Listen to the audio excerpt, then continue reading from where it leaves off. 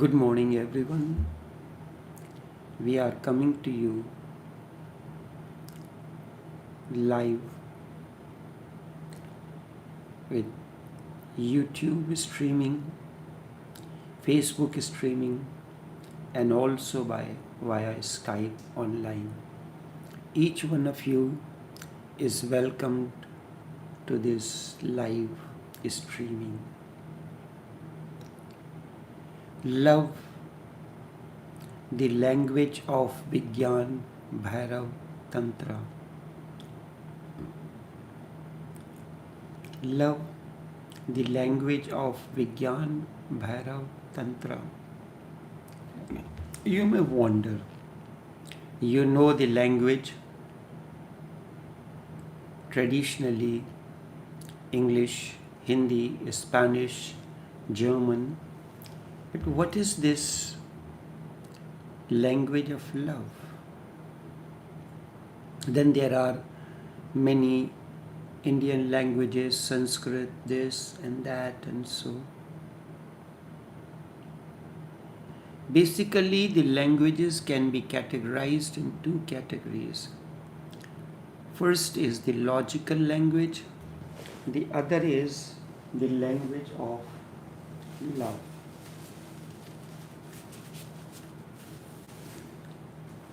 Logical language is aggressive. When you go into the etymology or deeper into the aspects of language, certain languages are very logical, others are less logical. There are languages which are very soft. Bengali is one of them, is very soft language. Punjabi is not, Kannada is not, German is not. So basically they have been categorized into two categories: the language of logic, language of love. Language of logic is aggressive, it is violent. If I use the language of logic, I become aggressive upon your mind. I will keep on giving you the arguments, logic, to impose my view. I will try to convince you, to make you a puppet. My argument is right and you are wrong. You do not have the capacity to understand. The language of logic is egocentric. I am right and you are wrong. So I must prove my point that I am right from the beginning to the end and you are wrong. In the language of logic, the person is not concerned with you. He is concerned with his ego, and ego is always right.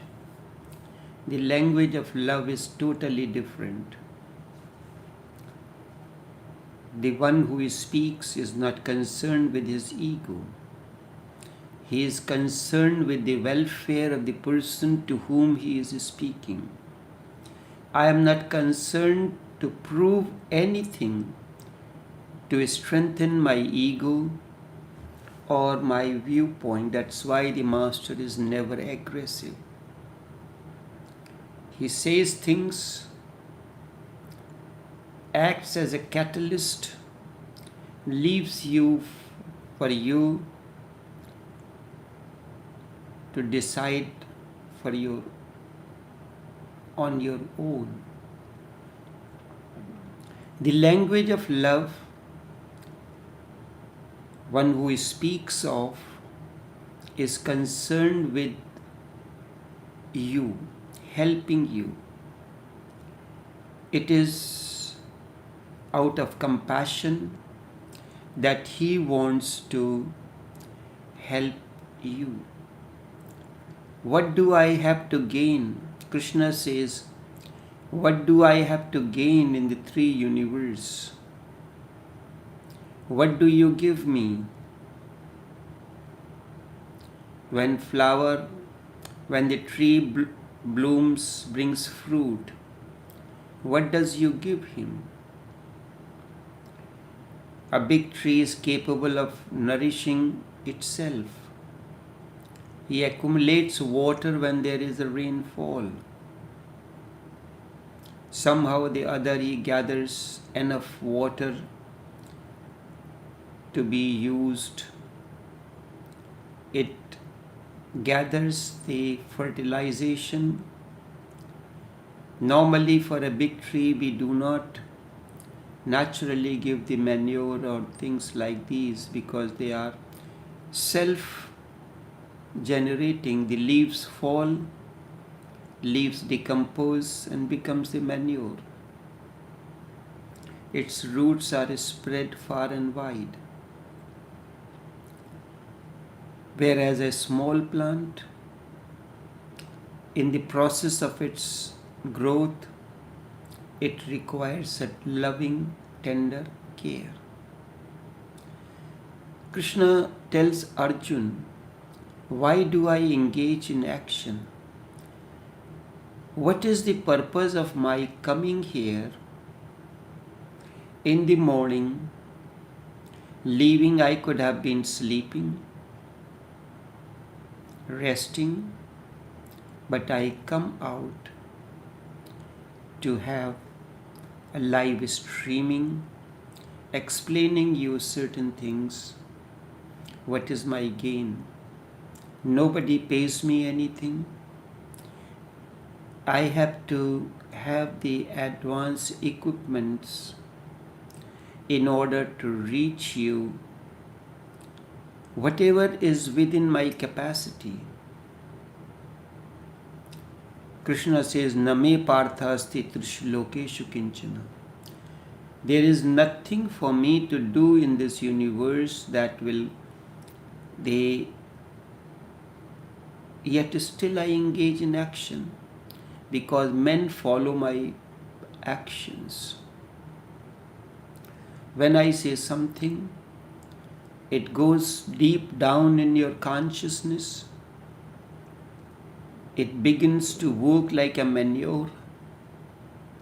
New foliage comes in.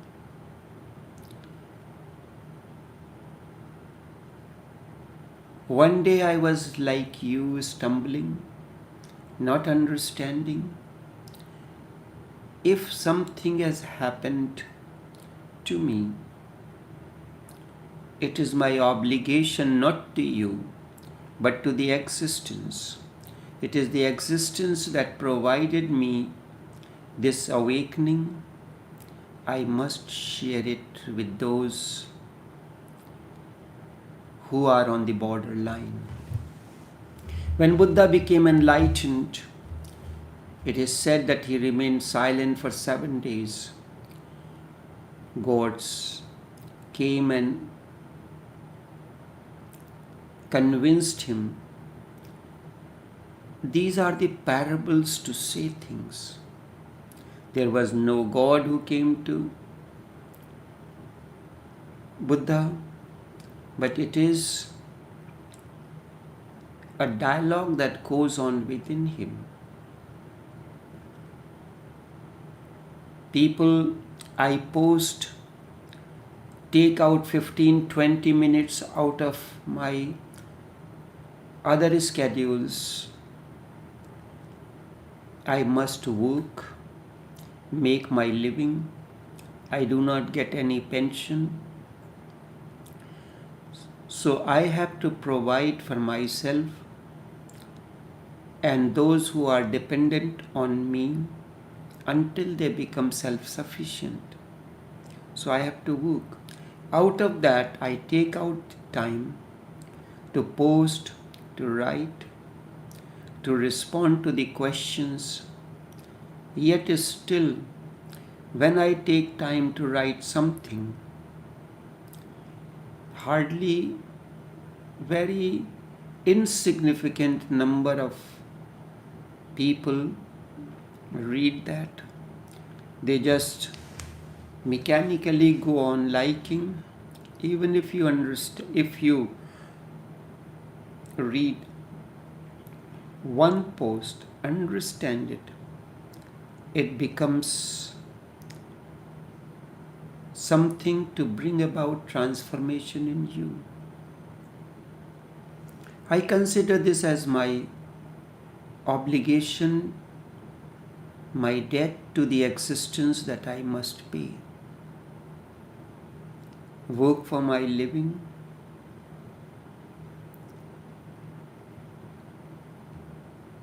so here for that I have to use a different kind of approach, a loving approach. I am not concerned with my own ego. I am concerned with you, because there are few people who come religiously to these talks. So Buddha said, the inner dialogue went on, which parable says the gods. Buddha said nobody listens. God says there must be someone who must be listening to you, must be following you wherever you go. At least for him, speak. Now to me it is, there are people on the borderline. You may not know me, but when you reach within the energy field or very close by, you are pulled in by a word, by a message, by a post, and you are helpless, like you are being pulled in. The language, the word, the message creates a magnetic pull, and you are irresistible to that.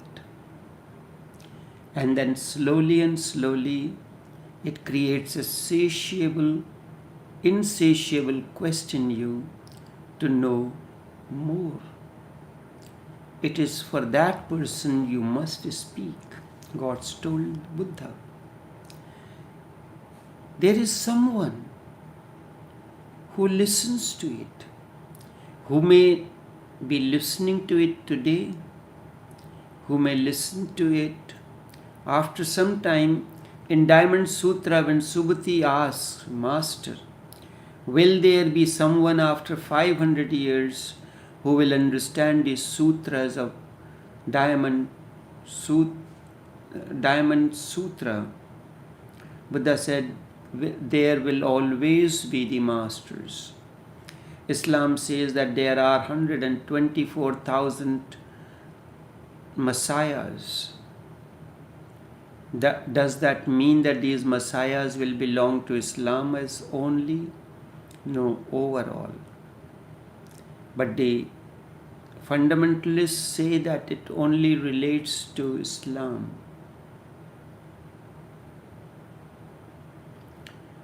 So I am the master, the language of love says that I am only concerned with you to help you. Is an individual one-to-one work. It is like the picture of Mona Lisa hanging in the room, and whosoever looks at this, the way the angle is, one feels that the person in the image is looking at me and smiling.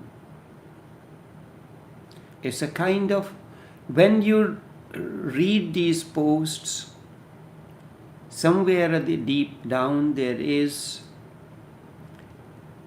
something originates in you that this particular post is written for me. Today I needed this. I turn on with that trust that I will turn on to the post of taoshobuddha, and you read one, oh, this is what I needed today. It happens, I am not doing it.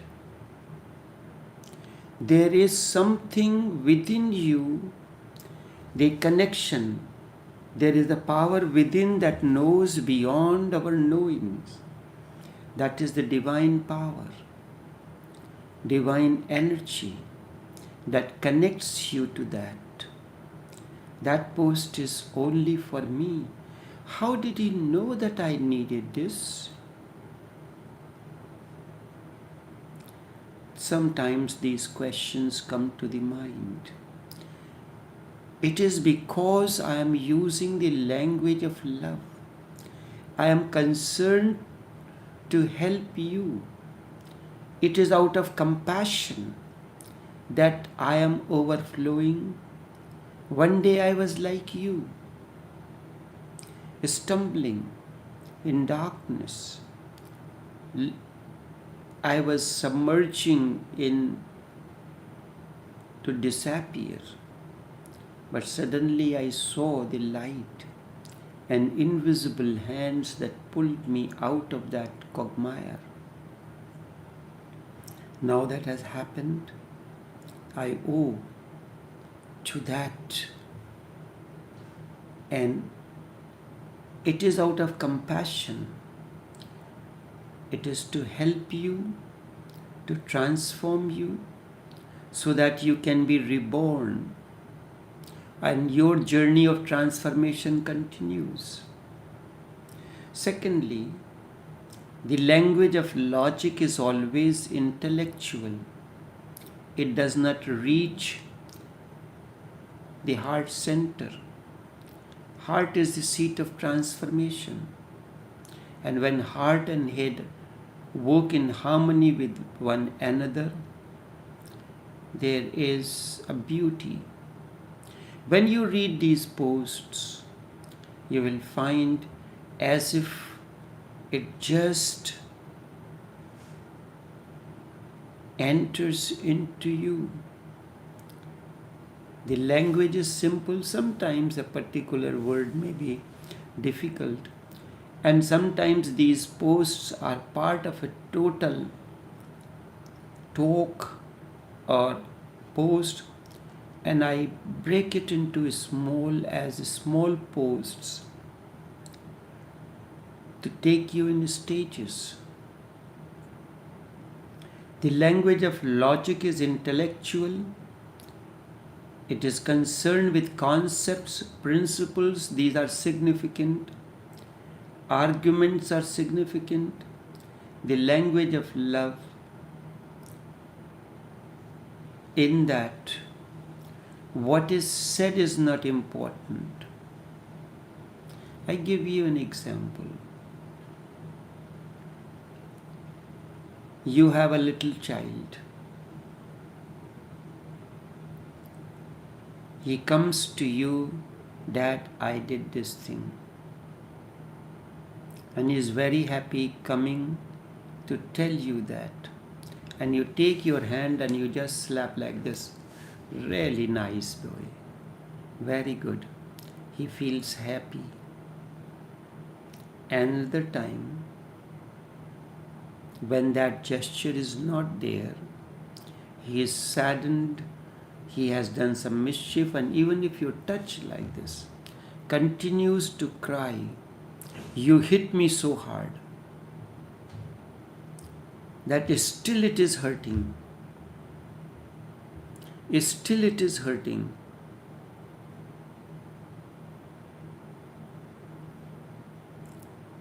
The totally different, what is said is not important, the way it is said is important. I recall when I was in India during the October month, during Dashara, there used to be a spiritual gathering at the shrine of Sufi Braj Mohan Lal in Lucknow.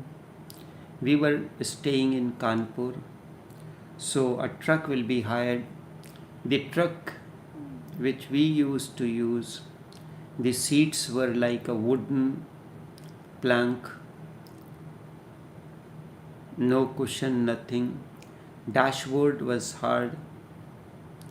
So I and my cousin, who was about 5 or 6 years of age, were going The truck driver was driving. All of a sudden, he mashed the brakes and this boy's head hit the dashboard. Blacked. Now this boy is looking for attention.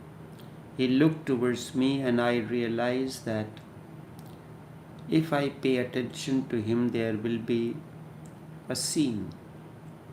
The driver did not look at it. With empty eyes, he went on looking at me. Then he went quiet. When we reached the shrine complex, everything was okay. He continued to play with the boys of his age. After 2-3 hours, when my grandmother came, this boy went to her and told her the entire story, and he said, it is still hurting. You look at it, there is a bump. It's hurting and it is paining. And so he said that you didn't tell your brother. He said he did not bother about it. I tried to look at him, but he did not look at me either. So how can I tell him? So it's still hurting? Yes, grandma. He said, okay, don't worry. I will just make the medicine and put it on to it for you and it will be okay. He said, all right. And he went his way, his things finished. That disappeared pain. This is how it is. It is not what it is said. It is important. The gesture behind it is most important. In the language of love, it is not significant what is said. Instead, the way it is said, it is important. The words are container. The words are necessary, like see the wind carries the life force, Alan Vaite, Pranavayu. But the wind is not needed. Although it is important, but your focus should be on what it brings. Postman is important because it is he who brings the mails. But what is more important is the postman. You will continue to remain talking to the postman, holding the envelope in your hand, depriving the postman to drop the mails for others, depriving the others to receive the mails that they may be expecting. It has an importance up to a certain extent. Beyond that, it is not. Words are the carrier. They are containers. You carry the food, you carry the water or your beverage or your drink in the cup. So today the drink may be different than yesterday. Each time a different drink is served in the same container. The same language, the same words I use to give my message today. Today what I am using the words, they may be same. But when these words are composed to create a message that is important and it differs from yesterday. Container is not important, the content is important. If you start talking about, oh, this cup is so beautiful, where did you buy it? I like this cup. And in that, talking so much that something, the cup falls, and whatsoever the lovely beverage or drink is there, spills, and there isn't any. Content is important. The message that these words carry is important. The life force that this wind, it is The virus comes through the air. Air particles, they are carrier for the virus. It is so the language of love in this heart becomes the important center. It is a heart-to-heart communion. Between the minds there is discussions, and the heart-to-heart communion is not a debate, it is a communion. So it is a rare experience, and unless you understand the prelude of Vigyan Bhairav Tantra, you will not be able to understand the sutras and the meaning that is condensed behind it. Like Bhagavad Gita, no one pays attention to the first sutra, and everybody wants to know the sutras which are not important. Dharmachet, the sutras, Nainam Chindanti Shastrani, Sarvadharmana Paritijya Mamekam Sharanam Braja, Karvanyeva Adhikaraste, these are the important verses. But unless you understand Dharmachet, the words that the blind king asked, why did he ask? What was the purpose of him asking that question? Dharmachetre Kuruchetre Samveta Yuyusavaha Mamakaha Pandavaschaiva Kim Kurvat Sanjay. Unless and until you understand this, which is the prelude, you cannot understand Bhagavad Gita. So it is for that very reason I am going so much into details to the prelude and the language that in which Vigyan Bhairav Tantra is spoken, the way it is written. It is a rare treatise. Devi is sitting on the lap of Shiva. Shiva is meditative. When there is a loving communion, you are sitting on the couch, your spouse comes and sits down next to you, leans her head over your shoulder, you wrap your arms around her, and maybe as you do so, she looks at you. Then something communion begins. In that state, she asks you a question.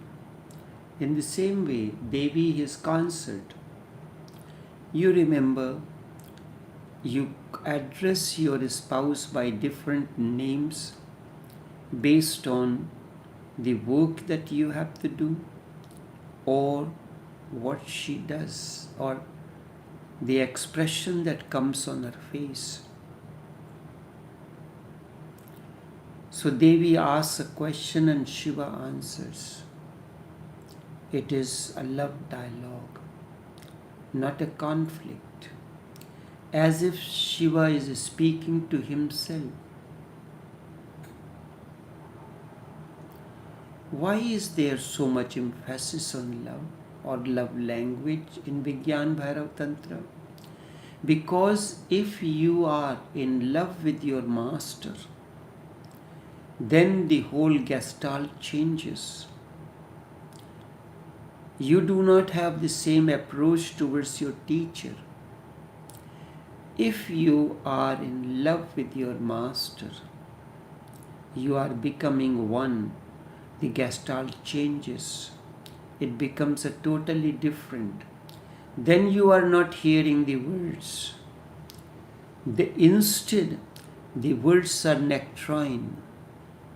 It is the mystical wine that you are drinking. The words are irrelevant.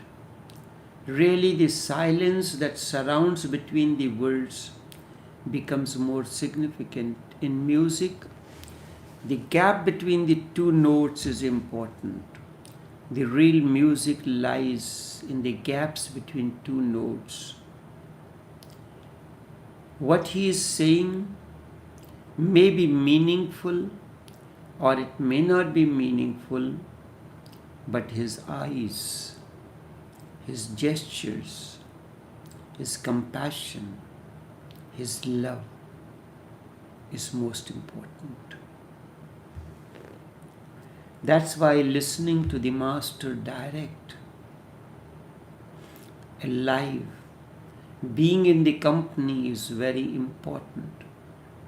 His eyes communicate something. His gestures speak of compassion, of his love. That is why Tantra has a fixed device, a structure. Every treatise starts with Devi asking and Shiva answering. No argument is going between them. There is no wastage of the words. Whatsoever is said, it simply dissolves. It's like if you see the real camphor, you leave it in the air, it dissolves in the air and through that into the atmosphere. When you put the water on the fire to heat, steam forms and disappears in the atmosphere without leaving a trace.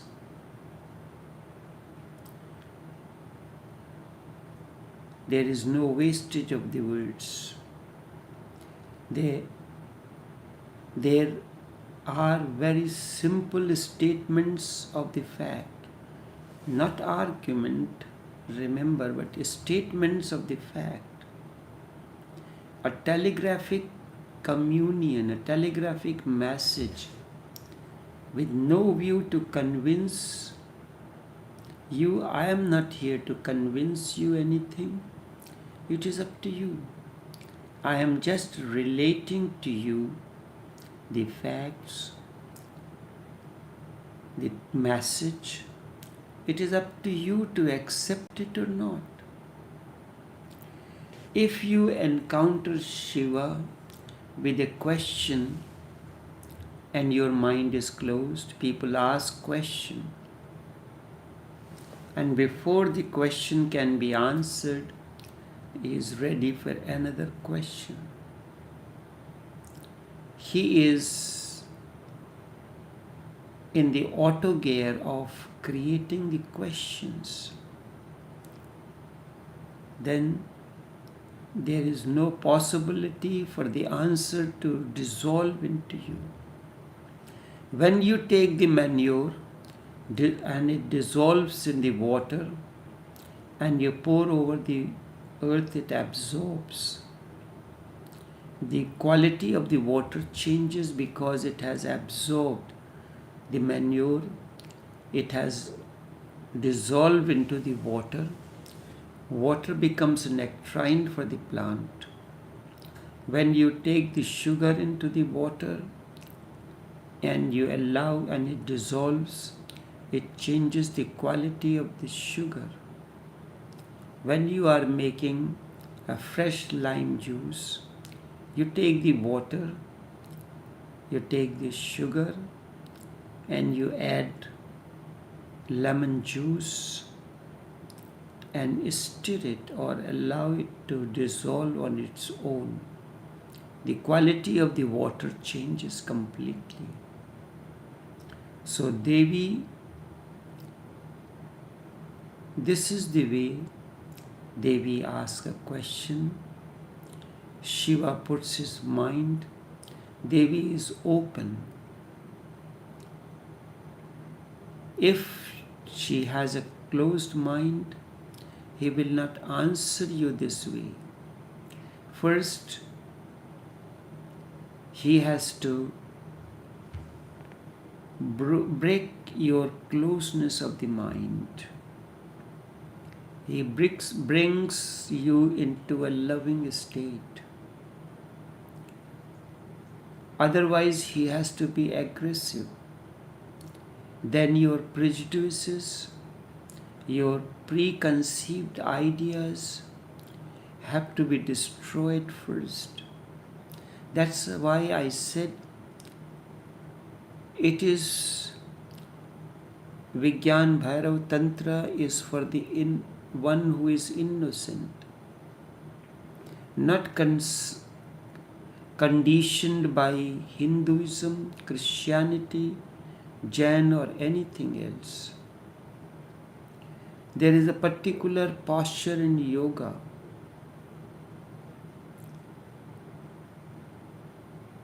When you sit down in that posture, your back remains erect, making a 90-degree angle.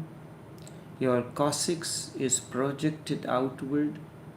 In that position, you generate more DX3 dark energy in you, which is the healing energy. When Muslims are offering their prayers or they're reciting the Quran, they sit down in that posture. They call it by a different name. And if someone says that this is a yoga posture, he says, no, this is not a yoga posture. This is how our Prophet used to sit down in the meditation or reciting the Quran. That is it. So this is how things go when you are prejudiced or you have a preconceived idea. This has to be destroyed.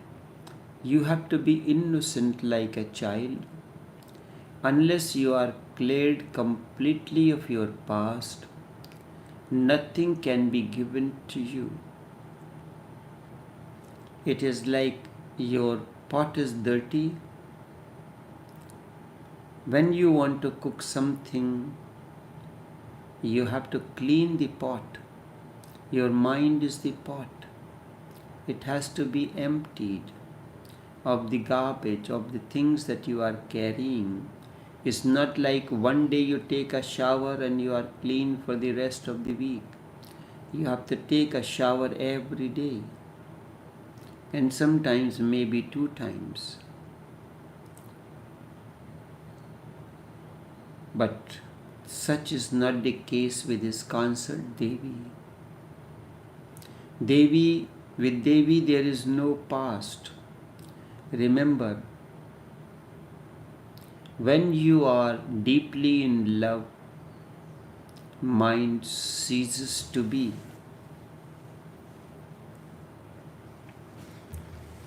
In a state of deep love, the mind disappears. And with mind, there is no memory, there is no past, there is no ego. Only the present moment becomes significant. Everything. When you are in love, the present is the only time, this very moment. The now is all. No past, no future. Devi is just open. Through this prelude, the author is explaining the state in which a disciple has to be when he approaches a master, in order for process of transformation to begin. So Devi is open. You have to consider as a disciple that you are Devi. You need that state of being. She is open. There is no defense. Nothing to be cleared. Nothing to be destroyed. The ground is ready. Now the seed has to be dropped. The ground is not only ready, but welcoming the seed that is going to be planted. It is receptive, asking to be impregnated. Ready? Yes, I am ready, my beloved. Plant the seed now. So all these sayings that are going to discuss will be telegraphic. They are just sutras, but each sutra, each telegraphic message given by Shiva to Devi is worth 1,000,000 scriptures, is worth 1,000,000 Bhagavad Gita, is worth 1,000,000 religious books of the other religion. It is worth a Veda, a Bible, a Quran. Each single sentence can become the basis of a great scripture. Each single word, just as each single message that I post, the selection of the words, these words are like pearls, the gems. They have been woven into a rosary. When you put them together, it becomes a beautiful piece of ornament. And each single sentence becomes a great message scripture. Scriptures are logical. You have to propose, defend, argue. But in Vigyan Bhairav Tantra, there is no argument. These are just simple statements of love. Now, thirdly, the very words Vigyan Bhairav Tantra means a technique that takes you beyond the consciousness. A technique to take you beyond the consciousness. Vigyan means consciousness, not science.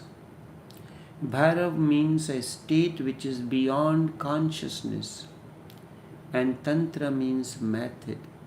The method to take you beyond consciousness. That is the essence of Vigyan Bhairav Tantra. The technique that takes you beyond the consciousness. The method of going beyond consciousness. This is the supreme doctrine. It is no doctrine. It is the supreme doctrine without any doctrine. But man is unconscious. So all the religious teachings are concerned with how to go beyond unconsciousness. Man is unconscious, that's how he approaches. So all the teachings of the religions is concerned with how to break this state of unconsciousness, how to go beyond and how to become consciousness, how to become conscious. Krishnamurti, for example, Zen, they are all concerned with how to create more consciousness into you because you are unconscious. So how to be more aware, alert from unconsciousness, how to move towards consciousness. But Tantra says this is duality, conscious and unconscious. If you move from unconsciousness to consciousness, you are moving from one duality to another. You have to move beyond the two. Unless you move beyond the two, the ultimate cannot be taught. So neither be concerned with unconsciousness or consciousness. You have 2 feet, left and right. Both are the instruments to walk, but walking is beyond the left and the right feet. If you are concerned with the left feet and the right feet, you cannot walk. You are arguing which foot I should move first, which to move afterwards. You have to go beyond. Walking is beyond the left and right feet. Just be neither be conscious nor unconscious. Just be. You are bothered with that this person is unconscious, this is conscious. If instead of you are just be, that is going beyond yoga, going beyond Zen, going beyond all teachings. Vigyan means consciousness. Bhairav is a specific term. Tantra is a term for one who has gone beyond. That is why Shiva is known as Bhairav and Devi is known as Bhairavi. Those who have gone beyond the dualities. Those who have gone beyond the dualities.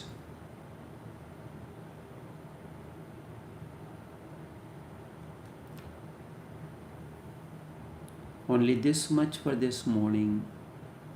Until we continued, what does it mean by going beyond the duality? Why Vigyan Bhairav Tantra begins? That is where everything ends. The duality ends. That's where the journey of consciousness begins. We'll continue in tomorrow's session. Until then, take care and do have a pleasant day.